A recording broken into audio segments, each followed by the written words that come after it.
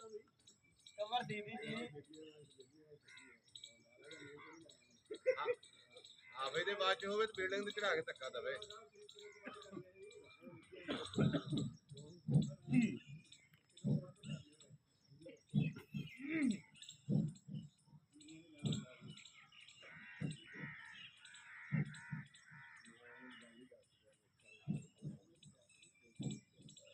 हाथ घुटनों के ऊपर right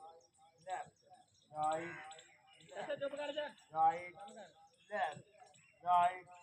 left right left right left right left जी हाथों से घुटनों को दबाते हुए बटरफ्लाई करेंगे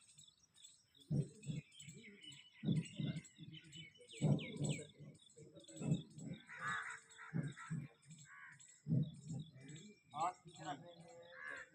हाथ पीछे रखते हुए बॉडी को थोड़ा सा उठा के आगे की जानब ले आएंगे और गर्दन पीछे फेंकेंगे और बटरफ्लाई करेंगे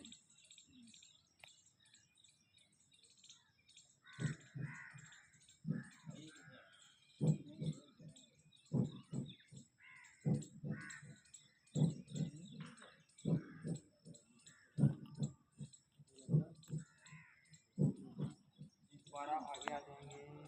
पाँव को पकड़ेंगे और सीधी कमर जो है सीधी कमर को थोड़ा सा आगे की जानब ले जाएंगे कमर का रावला थोड़ा सीधा करके आगे की जानब झुकाएंगे सीधी कमर को बटरफ्लाई करेंगे